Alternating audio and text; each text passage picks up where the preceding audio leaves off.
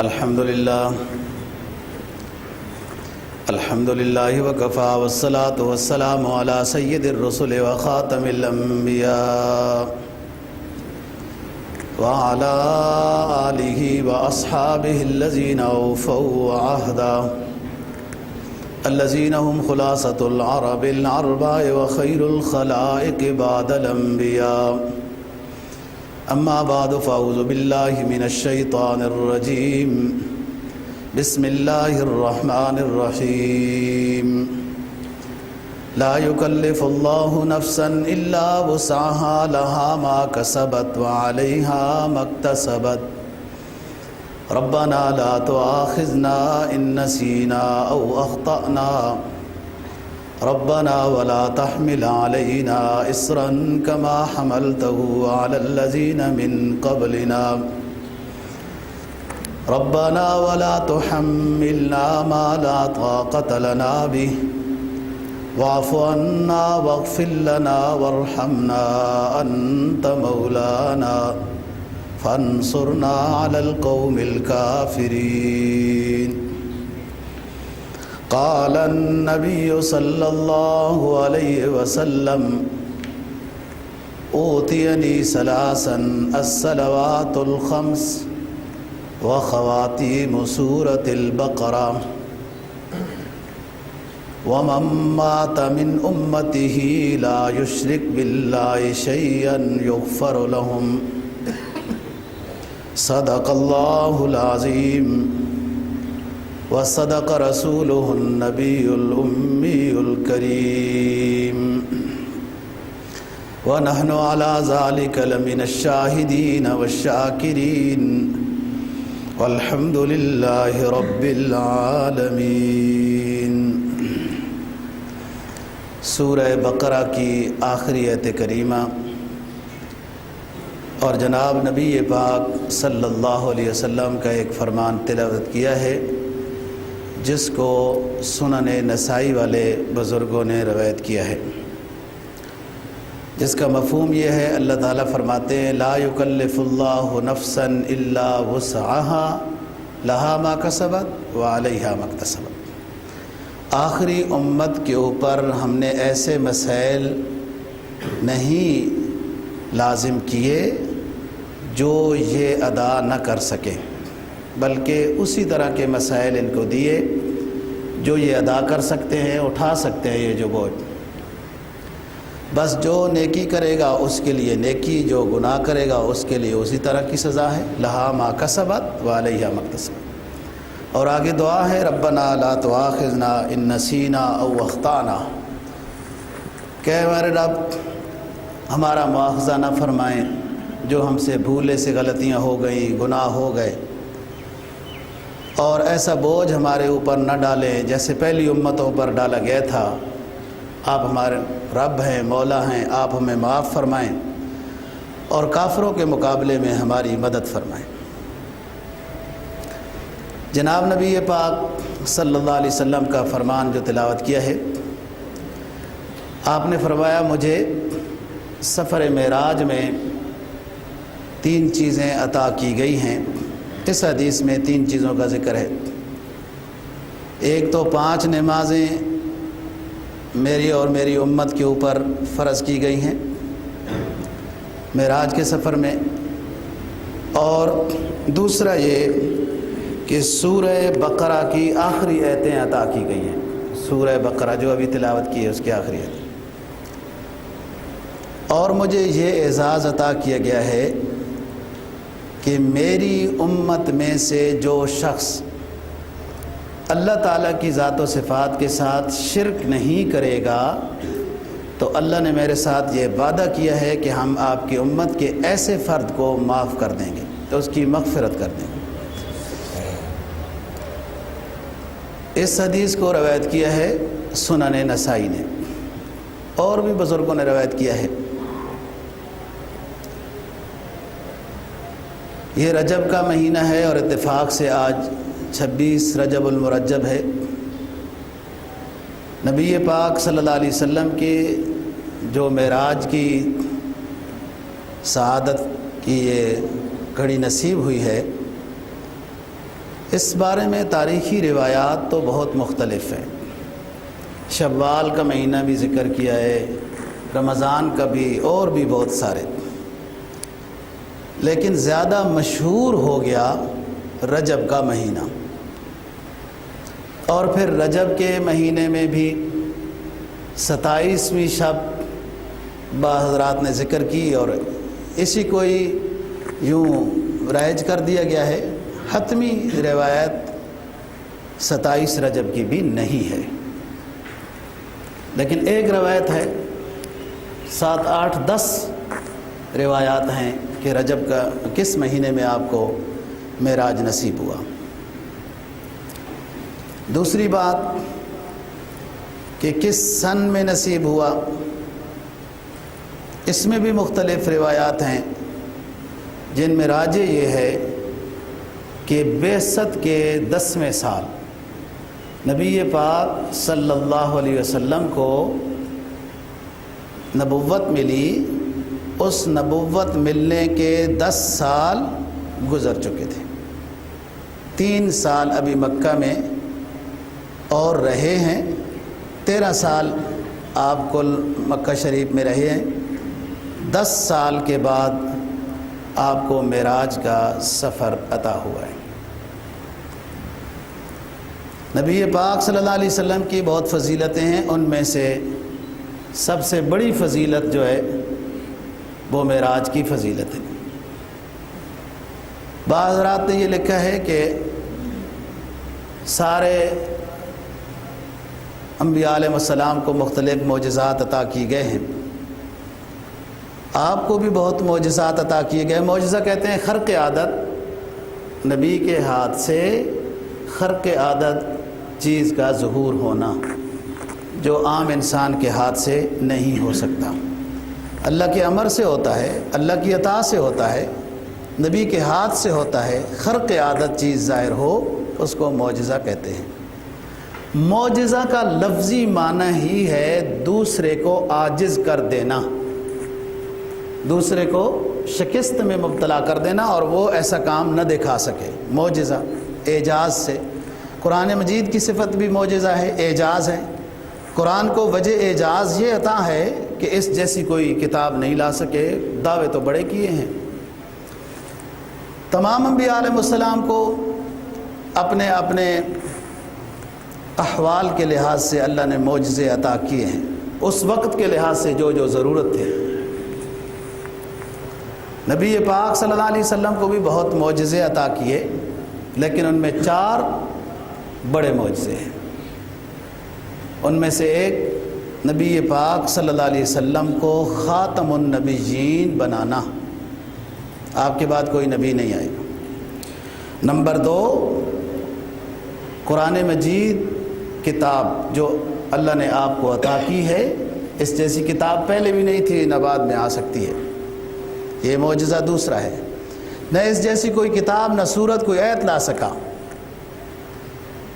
اور تیسرا معجزہ حضرات صحابہ کرام رضی اللہ تعالی عنہم کا ہے کہ ایسی جماعت ہے، آپ سیر صحابہ پڑھیں، یہ ایسی جماعت ہے، لگتا یہ ہے کہ یہ صرف اور صرف دنیا میں اسلام کو پھیلانے کے لیے ہی آئے تھے، ان کا کوئی اور کام نہیں تھا۔ نبی کے اشاروں پر جان کے نذرانے پیش کرنے والی یہ جماعت ہے۔ چوتھا معجزہ، نبی پاک صلی اللہ علیہ وسلم کو معراج کا معجزہ عطا کیا گیا ہے۔ معراج میں نے بتایا کہ سن 10 بعثت میں نبوت ملنے کے یعنی آپ کی عمر اس وقت 50 سال ہے۔ بس دوستو، قربانی جو ہے نا، قرب جو ہے وہ قربانی مانگتا ہے۔ کسی شعبے میں بھی مقام حاصل کرنا چاہتے ہیں تو اس کے لیے قربانی شرط ہے۔ یہ سال سن 10 بعثت کا سال، آپ اس سال کو عام الحزن کہتے تھے۔ یہ سال میرا غموں والا سال ہے۔ انبیاء کا صبر بہت اونچا ہوتا ہے، فصبر کما صبر اولو العزم من الرسل، صبر کرنا اولو العزم کا کام ہے، بڑے اونچے لوگوں کا کام ہے، اور اونچے لوگ انبیاء علیہ السلام ہوتے ہیں۔ اللہ کی طرف سے نیک بندوں پر آزمائشیں آتی ہیں نا، حدیث میں آتا ہے ایمان کے مطابق۔ ہمیں تو جناب ذرا سا سر میں درد ہو جائے تو سارا کچھ ہی بھول جاتا ہے، یہ تو کوئی آزمائش ہی نہیں، یہ تو فطرت زندگی ہے، کبھی زکام کبھی بخار، یہ کیا بات ہے؟ بڑی بڑی آزمائشیں آتی ہیں دین والوں پر۔ نبی پاک صلی اللہ علیہ وسلم کا فرمان ہے نا، اشد الانبیاء ثم الامثل فالامثل، انبیاء علیہ السلام پر آزمائشیں آتی ہیں بہت سخت، پھر اس کے بعد کم درجے کی آزمائشیں ان پر آتی ہیں جن کا جتنا ایمان ہوتا ہے۔ جو بہت تھوڑے ایمان والا ہو اس پر آزمائش بھی بہت تھوڑی آتی ہے۔ ام حسبتم ان تدخلوا الجنۃ ولما یاتکم رسل من قبلکم، کیا تم یہ سمجھتے ہو کہ یوں ہی جنت میں چلے جاؤ گے، کچھ تمہیں جانچ پڑتال آزمائش میں نہیں ڈالا جائے گا؟ مثل الذین خلوا من قبلکم مستهم البأساء والضراء وزلزلوا حتی یقول الرسول والذین آمنوا معه متی نصر اللہ۔ یوں ہی سمجھتے ہو اللہ کی رضا اور جنت اور انعامات مل جائیں گے، کچھ آزمائش نہیں آئے گی؟ ایسا نہیں۔ لما یاتکم رسل من قبلکم، تمہارے پہلے ایسے ایسے انبیاء گزرے،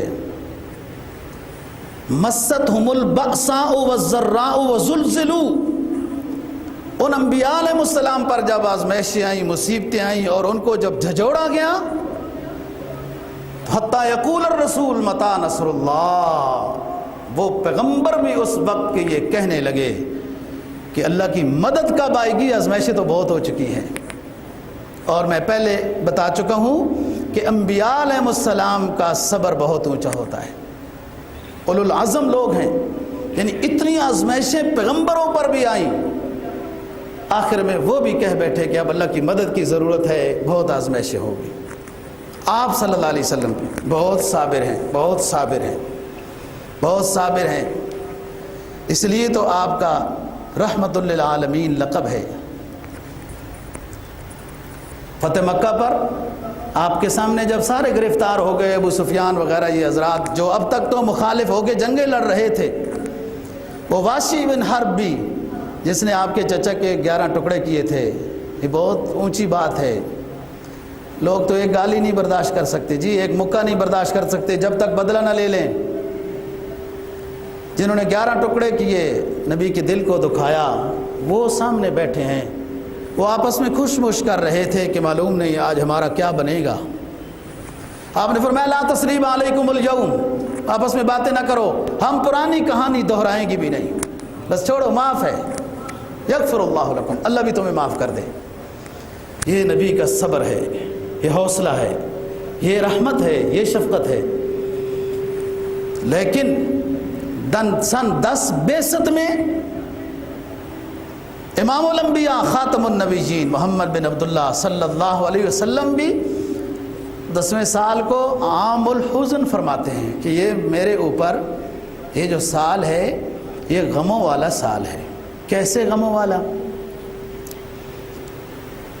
آپ کی 2 بیٹیاں اپنے چچا ابو لہب کے 2 بیٹوں کے پاس تھیں، تبت یدا ابی لہب، جس کے خلاف صورت نازل ہوئی۔ اس نے ایمان نہیں، یہ اسلام سے پہلے، نبوت سے پہلے ان کے نکاح میں تھی، ایمان نہیں لایا، دشمنی کی، اور حتیٰ کہ اپنے بیٹوں کو کہا کہ الیاذ باللہ اس شخص کو پتہ تو چلے، اس کی بیٹیوں کو طلاق دے دو۔ ابو لہب کے دونوں بیٹوں نے نبی پاک صلی اللہ علیہ وسلم کی دونوں بیٹیاں ان کو طلاق دے دی۔ یہ غم بہت بڑا ہے، یہ وہ باپ سمجھتا ہے، اللہ نہ کرے کسی گھر میں ایسا دکھ آئے، یہ وہ باپ سمجھتا ہے جس کے گھر میں بیٹی مطلقہ ہو کے آ جائے، یہ بہت بڑا غم ہے۔ آپ کا سکون رخصت ہو جاتا ہے، صحت ختم ہو جاتی ہے، نیند اڑ جاتی ہے باپ کی، یہ غم اللہ کسی باپ کو نصیب نہ کرے۔ راحت نصیب کرے. یہ غم ہے آپ پر. دوسرا غم، حضرت خدیجہ رضی اللہ تعالیٰ عنہ کی وفات ہو گئی. یہ وہ رفیقہ حیات ہے کہ آپ غموں اور دکھوں سے جب ٹوٹ کر گھر آتے تھے تو یہ سہارا بن جاتی تھی. آپ کے سر مبارک پر یوں ہاتھ پھیرتی تھی، کلا واللہ لا یخزیک اللہ ابدا. اے نبی آپ پریشان نہ ہو، اللہ آپ کو کبھی بھی ناکام نہیں کرے گا. لا یخزیک اللہ ابدا انک لتصل الرحم تقرئ الضیف تحمل الکلب تعین علی نوائب الحق. امام بخاری نے بخاری شروع کی پہلی حدیث یہی باب الوحی میں. آپ تو مہمان نواز ہیں، بے سہاروں کا سہارا بنتے ہیں، بوجھ والوں کا بوجھ اٹھاتے ہیں. آپ کو اللہ رسوا نہیں کرے گا، آپ پریشان نہ ہو. یہ نبوت کے بعد کی باتیں ہیں. اس بیگم کی وفات ہو گئی. نیک رفیقہ حیات جو مزاج شناس ہو، دنیا میں جنت ہے، جنت کا کچھ حصہ مل گیا ہے، اور اس کے برعکس ہو تو پھر دوسری چیز ہے. دوسرا غم.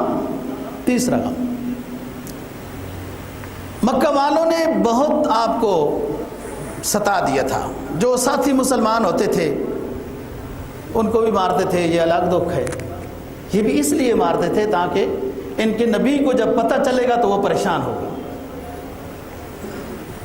آپ طائف کی طرف چلے گئے، بنو ثقیف کی طرف. پرانی جو ہے وہ رشتہ داری تھی جیسے قبائل میں ہوتی ہے، اور ان لوگوں نے بجائے بات ماننے کے، کوئی پانی پلانے کے، کوئی جگہ دینے کے، بٹھانے کے، اس بے رحمی کے ساتھ پیش آئے. بات تک نہیں مانی اور لڑکوں کو پتھر دے کر سرکار دو جہاں صلی اللہ علیہ وسلم کے پیچھے لگا دیا کہ اس کو پتھر مارو. اور نبی پاک صلی اللہ علیہ وسلم کی سیرت میں وہ یہ عجیب دن ہے دکھوں والا کہ آپ کے جسم سے جو خون بہا آپ کے جوتوں میں گیا، اور جوتوں میں خون جب خشک ہوا تو آپ کے پاؤں جوتوں کے ساتھ چپک گئے. یہ اتنا بڑا دکھ. اور آپ ایک سہارے میں جا کے جب کھڑے ہوئے تو وہ نینوا کا عداس، وہ غلام نینوا کا جو سامنے عتبہ شیبہ کے ان باغوں کا تھا، وہ کہنے لگا یہ شخص یہاں کے کیوں کھڑا ہوا. پھر وہ انگور بھی لے آیا تھا وغیرہ وغیرہ. آپ ایک امید لے کے طائف میں گئے تھے، ادھر سے بھی نا امید ہو کے واپس ہوئے. حتیٰ کہ نا امیدی صرف نہیں، لہو میں نہلا دیا گیا ہے. یہ تبلیغ ہے، یہ امت کو، انسان کو جہنم سے بچانے کے لیے یہ کوشش ہو رہی ہے.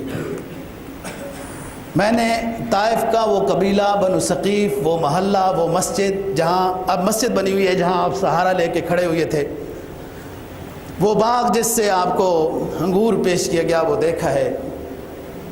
یقین کرو طائف تو بڑا خوبصورت علاقہ ہے، اور مکہ میں ایسی چل رہے ہیں اور وہاں ہیٹر چلتے ہیں. یہی آپ کا اور مری کا. اور طائف سے اوپر ایک اور جگہ ہے جس کو شفا کہتے ہیں، یعنی آپ ادھر پہنچ جائیں تو بیماریاں دور ہو جائیں گی.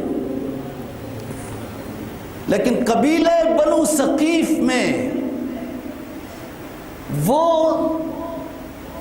بے برکتی ہے کہ لگتا یہ ہے کہ کسی معذب علاقے کے کھنڈرات میں آ گئے ہیں. یہ طائف ہے ہی نہیں، یہ طائف شہر ہی نہیں ہے. قبیلہ بنو ثقیف میں جب بندہ آتا ہے، حالانکہ مکان ہیں، دیواریں ہیں، روڈ ہے، سب کچھ، لیکن نبی کے جو دل کو دکھایا تو وہ بے برکتی آج تک ہے.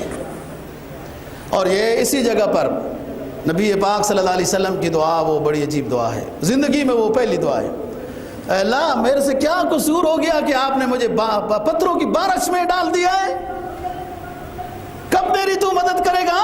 بس یہ معبود اور عابد کی بات ہے، یہ محب اور محبوب کی بات ہے، یہ آپ کی دعائیں اس میں ہیں. تو یہ غم طائف کا ہوا اسی سال میں.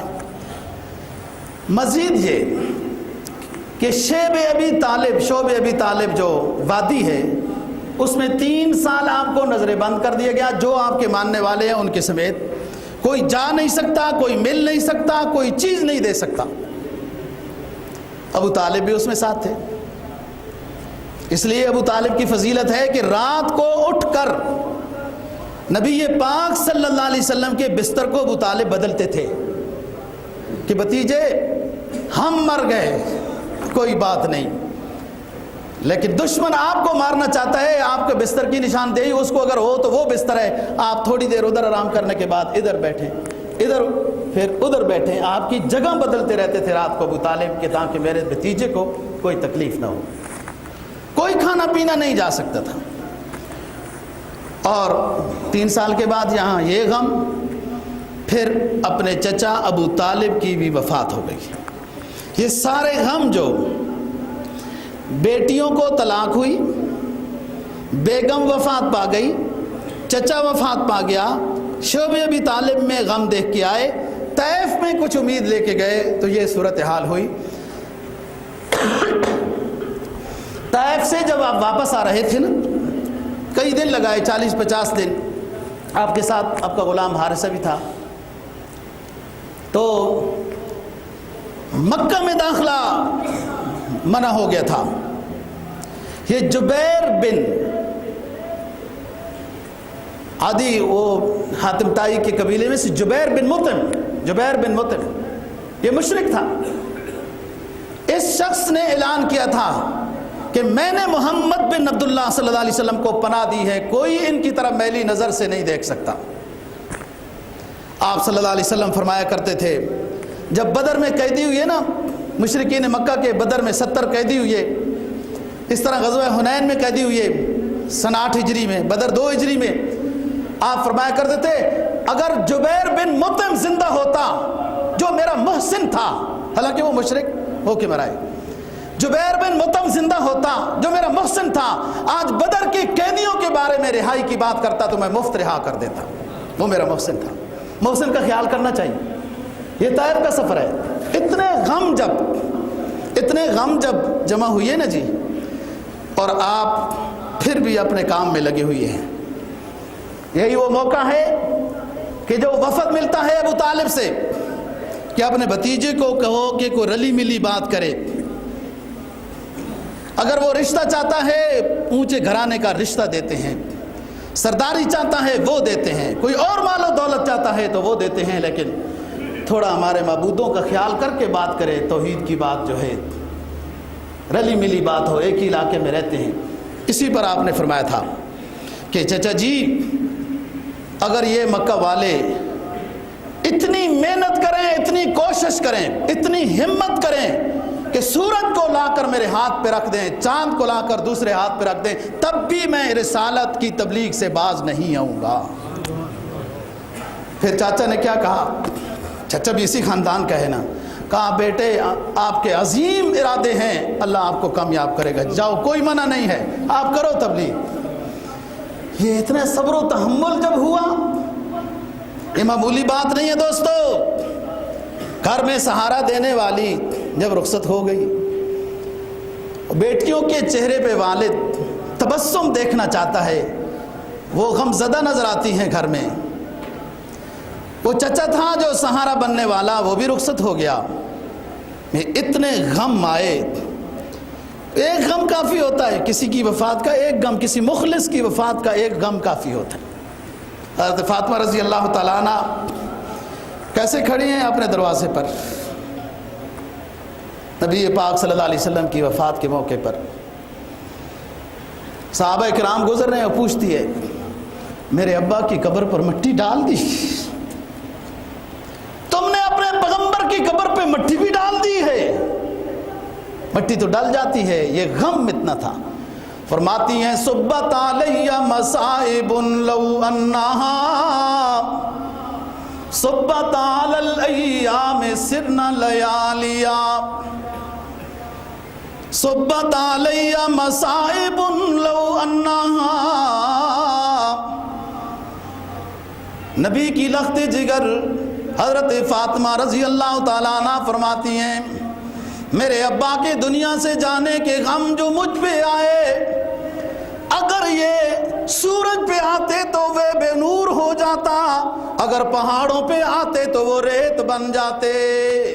صبت علی مصائب لو انہا صبت علی الایام سرنا لیالیا، وہ دنوں پہ غم آتے دن راتیں بن جاتی۔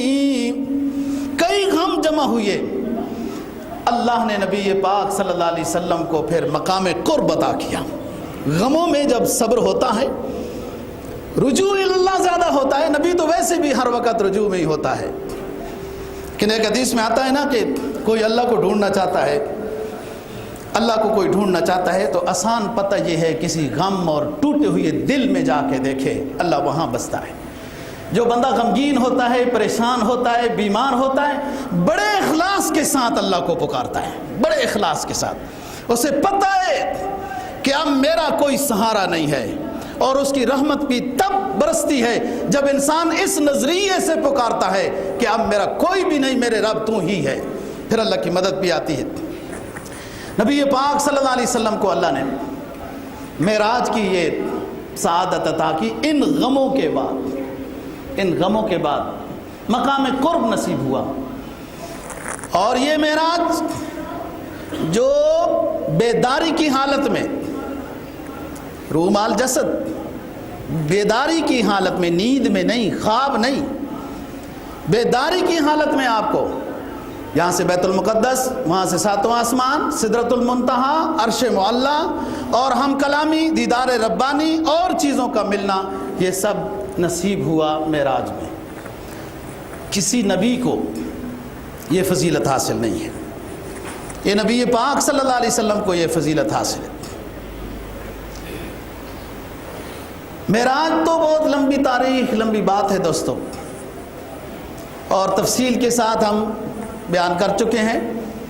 میری کتاب جو سیرت الرسول صلی اللہ علیہ وسلم ہے، اس میں من الابتداء الی الانتہاء سب اس میں ہے۔ آج کی گزارشات میں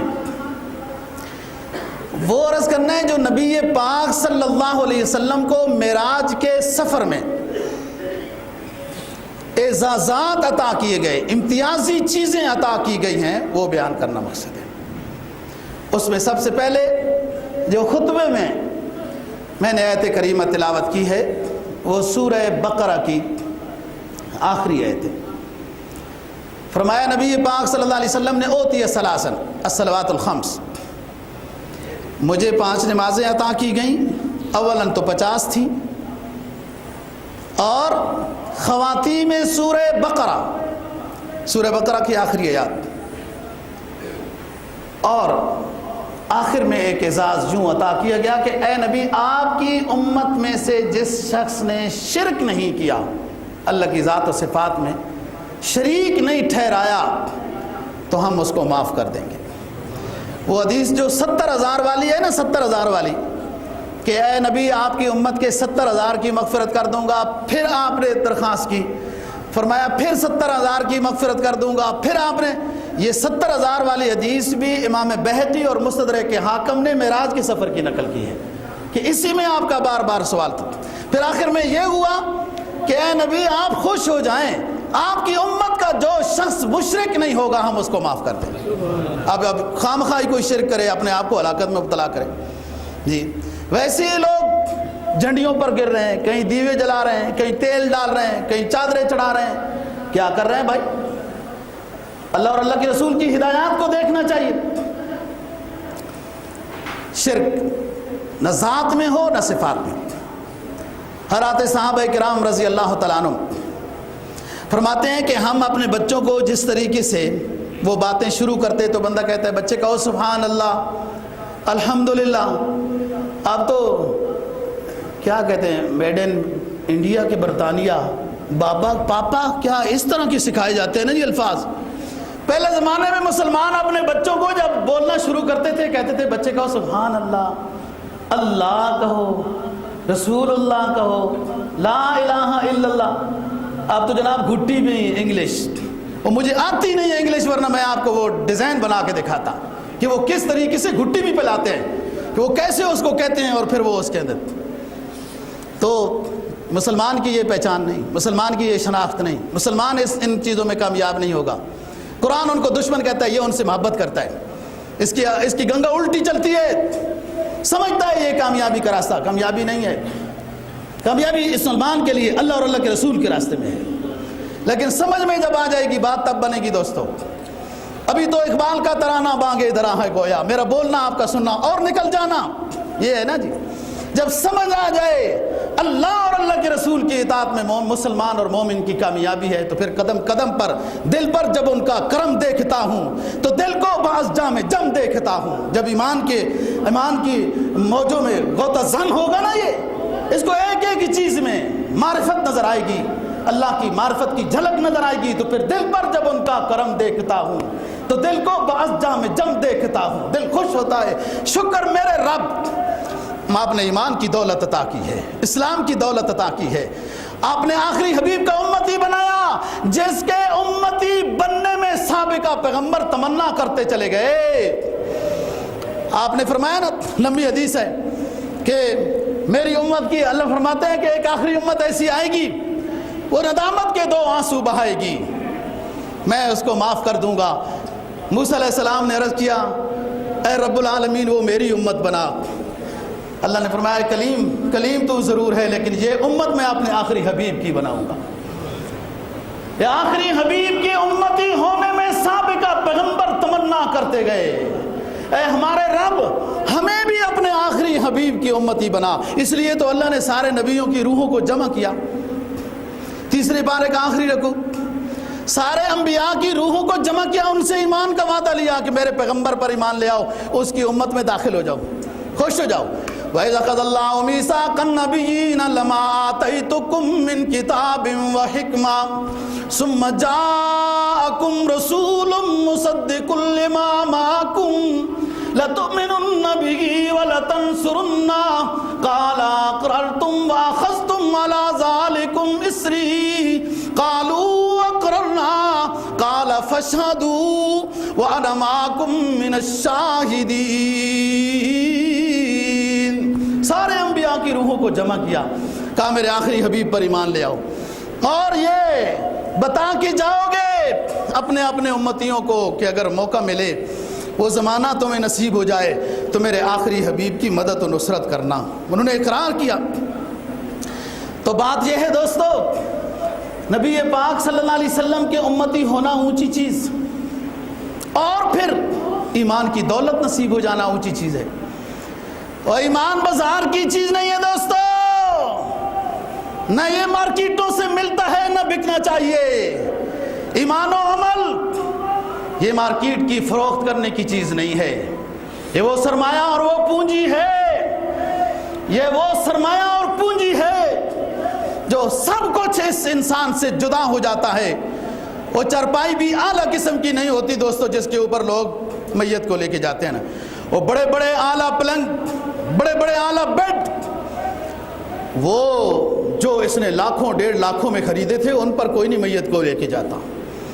چرپائی بھی عام سی ہوتی ہے جس پر لے کے جاتا، سب مال و دولت ادھر رہ جاتا ہے۔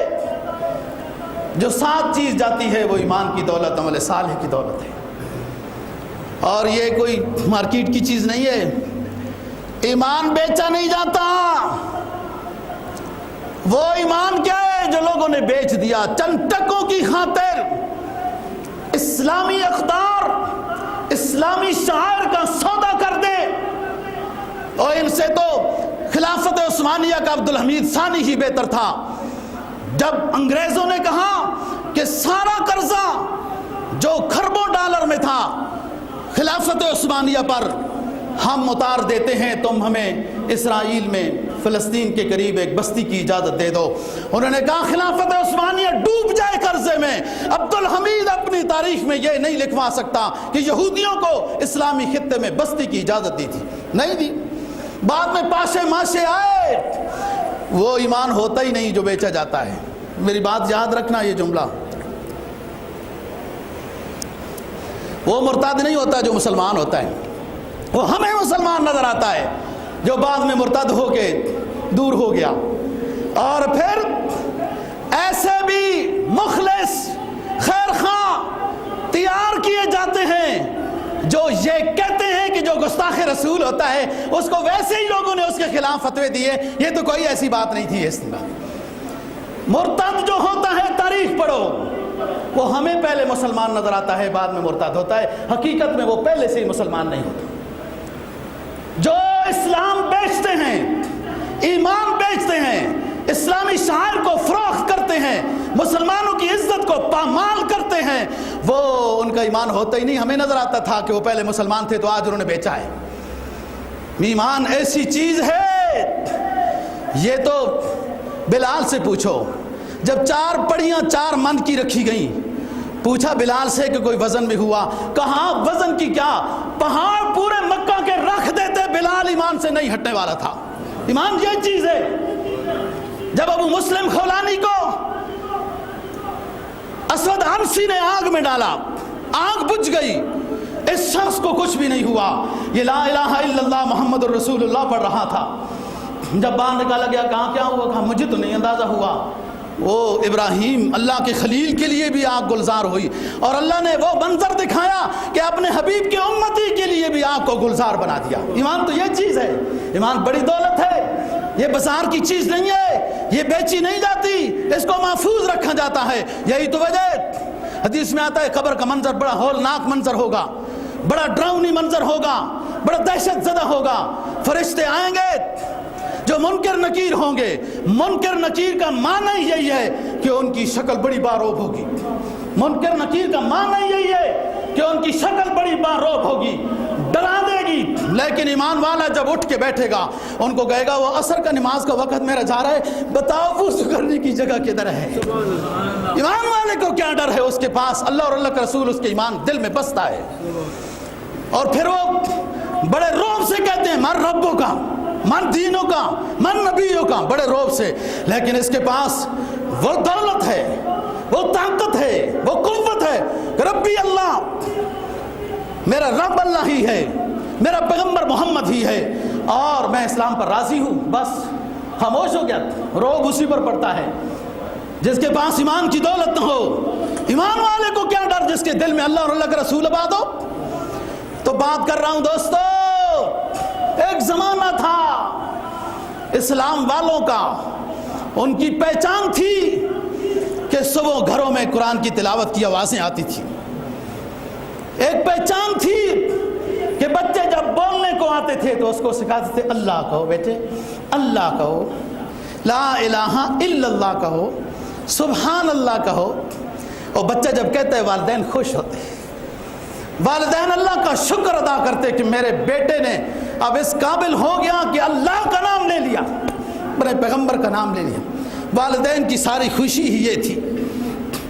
تو صحابہ کرام رضی اللہ تعالیٰ عنہ فرماتے ہیں کہ ہم اپنے بچے کو خواتین میں سورہ بقرہ پڑھایا کرتے تھے. یہ لا یکلف اللہ نفسا الا وسعہا حدیث میں جناب نبی پاک صلی اللہ علیہ وسلم کا فرمان ہے, جو عشاء کے بعد خواتین میں سورہ بقرہ پڑھ کے سوتا ہے, اچھی بات ہے.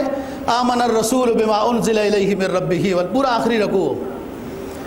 فرمایا اس کو قیام اللیل کی فضیلت نصیب ہوگی, تہجد کی نماز کی فضیلت. معمولی بات نہیں ہے تہجد کی نماز, بہت اونچی دولت ہے تہجد کی نماز. فرمایا علیکم بقیام اللیل, علیکم بقیام اللیل فإنہ داب الصالحین من قبلکم ومغفرۃ سیئاتکم ومقربۃ الی ربکم ومنہاۃ سیئاتکم ومترددۃ للداء من الجسد. اے ایمان والو, تمہارے اوپر تہجد کی نماز لازم کر دی گئی. لفظ لازم کا ہے, میں ترجمہ حدیث کا بالکل وہی کر رہا ہوں جو بنتا ہے. اے ایمان والو, تمہارے اوپر تہجد کی نماز لازم کر دی گئی. علیکم بقیام اللیل, اس لیے کہ پوری دنیا کے نیک لوگوں کی خاصیت یہی رہی ہے کہ وہ تہجد پڑھتے رہے. تہجد کی فضیلت یہ ہے کہ وہ تمہیں اپنے رب کے قریب کر دے گی. تہجد کی فضیلت یہ ہے تمہارے گناہوں کو مٹا دے گی. تہجد کی فضیلت یہ ہے آنے والے گناہ جو تم سے سرزد ہونا چاہتے ہیں ان کے لیے ٹیپ سد سکندری بن جائے گی. وَمُتَرَدِّدَةٌ لِلدَّاءِ مِنَ الْجَسَدِ. سنو تہجد کی نماز کی فضیلت یہ ہے تمہارے جسم سے کھینچ کھینچ کر بیماریوں کو دور کر دے گی. تہجد کی فضیلت. فرمایا سورہ بقرہ کی آخری آیات رات کو پڑھ کے سویا کرو.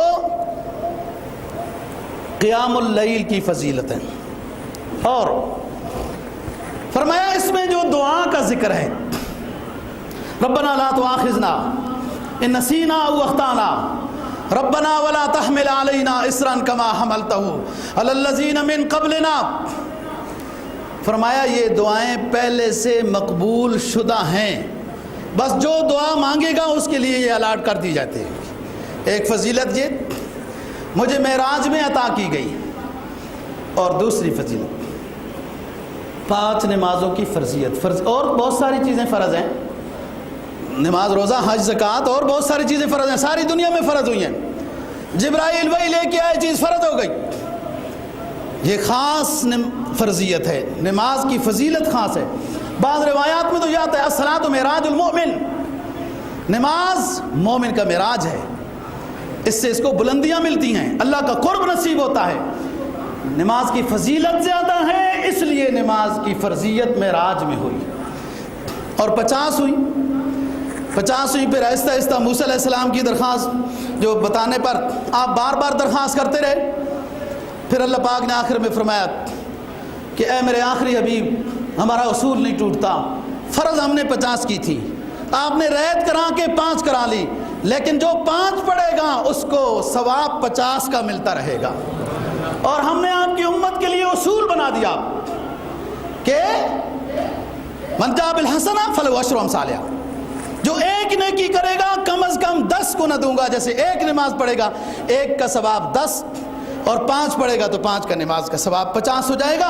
اب آپ کی امت کے لیے ہر نیکی کا یہی ضابطہ بن گیا ہے کہ جو من جاء بالحسنہ فلہ عشر امثالہا. یہ نمازیں ہو گئیں. اور تیسری چیز جو فضیلت کی نصیب ہوئی کہ اللہ کی ذات اور صفات میں کسی کو شریک نہ بنائے. جائزہ لے، ایمانیات سیکھے، کون سی چیزیں ہیں جن پر ایمان لانا ضروری ہے، کون سی چیزیں ہیں جن سے بچنا ضروری ہے کہ میرا ایمان محفوظ رہے. شرک نہ ہو جائے کہیں، نہ شرک چھوٹا نہ بڑا. فرمایا جو شخص آپ کی امت میں سے شرک نہیں کرے گا ہم اس کی مغفرت کر دیں گے. یہ 3 فضیلتیں. امام بیہقی، مستدرک حاکم، بزار وغیرہ حضرات نے ایک روایت، طویل روایت نقل کی ہے کہ نبی پاک صلی اللہ علیہ وسلم نے اللہ تعالیٰ کے سامنے درخواست کی کہ اللہ آپ نے ابراہیم علیہ السلام کو خلیل اللہ بنایا، موسیٰ علیہ السلام کو کلیم اللہ بنایا، داؤد علیہ السلام کو آپ نے بادشاہ بھی بنایا، نبی بھی بنایا، لوہے کو بھی نرم کیا، پہاڑوں کو، چرند پرند کو ان کی تلاوت کے ساتھ تابع کر دیا. سلیمان علیہ السلام کو ایسی حکومت عطا کی لا ينبغی لأحد من بعدی، کہ ایسی حکومت ہی کسی کو نہیں ملے گی. جن تابع، ہوا تابع، ساری زبانیں وہ سمجھتے ہیں. عیسیٰ علیہ السلام کو آپ نے یبرئ الاکمہ والابرص واحیی الموتیٰ باذن اللہ عطا کیا، ان کی ماں کو فضیلت عطا کی. مجھے کیا عطا کی؟ ایک روایت میں تو یہ آتا ہے کہ نبی پاک صلی اللہ علیہ وسلم بعد میں اپنے بیانات میں یہ فرماتے تھے کہ درخواست تو کر دی تھی، بعد میں میں سوچتا تھا کہ یوں نہیں کرنا چاہیے تھا. اللہ نے فرمایا آپ نے بہت سارے سوالات کیے اے میرے آخری پیغمبر، اب سنیے میں نے سب کو کچھ کچھ خوبیاں عطا کی ہیں، آپ کو اپنا حبیب اللہ بنایا، سب خوبیاں اوروں کو تقسیم کی ہیں، لیکن آپ کو ساری خوبیوں کا جامع بنایا، ان کو تقسیم کی، آپ کو ساری دی. شیخ سعدی نے بڑے درد سے بات کہی، فرمایا اس نے یوسف دم عیسیٰ ید بیضاداری،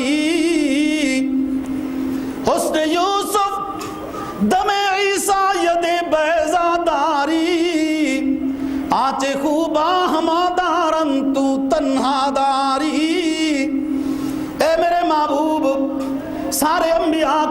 فضیلتیں خوبیاں عطا کی، امتیازات عطا کیے، لیکن سب کو ایک دو دو تین تین عطا کیے۔ تو میرا حبیب ہے، ساری خوبیاں تجھ میں یکجا کر دی۔ اس نے یوسف دم عیسیٰ ید بیضا داری، آج خوبا ہما دارن تو تنہا داری، تو تنہا داری، تجھے سب سے اونچا بنایا، امام الانبیاء بنایا، خاتم الانبیاء بنایا، اور حوض کوثر، نہر کوثر، خیر کثیر عطا کیا۔ انا ارسلناک شاہدا مبشرا نذیرا داعیا الی اللہ باذنہ وسراجا منیرا بنایا۔ تجھے سبع مثانی سورہ فاتحہ عطا کی، اور تجھے میں نے پوری کائنات کے جن و انس قیامت تک کے لیے امام بنا کے بھیجا۔ باقی بات انشاءاللہ اگلے جمعے کو کریں گے۔ اللہ دین کی سمجھ اور عمل کی توفیق نصیب فرمائے۔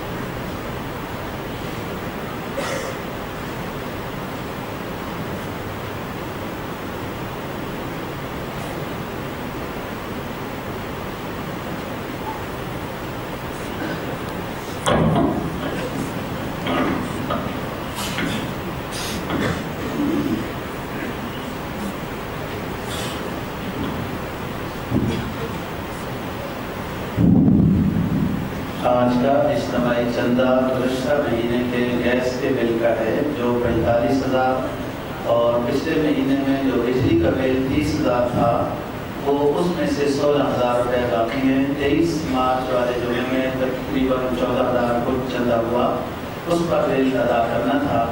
तो आज का इज्तिमाई चंदा इन दो बिलों के अदायगी के जो पैसे देने हैं उसके लिए है। तकरीबन ये 60,000 रुपये हैं। सब साथियों से दरख्वास्त है पूरी तौफीक के साथ हिस्सा मिलाएं। अल्लाह ताला आपका दिया हुआ कबूल मंजूर फरमाए और इस नेमत बदल दुनिया आखिरत में नसीब फरमाए।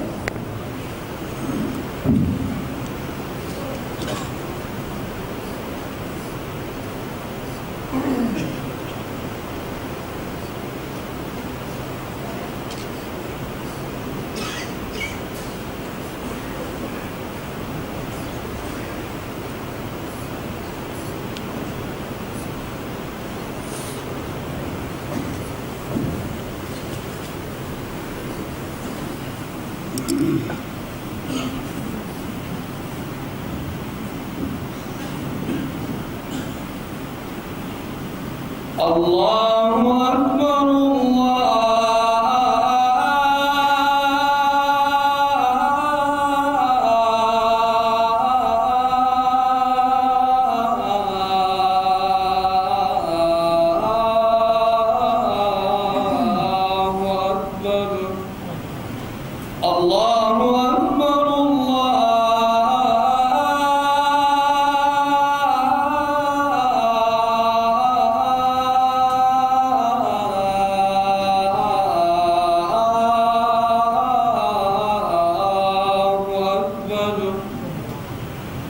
أشهد أن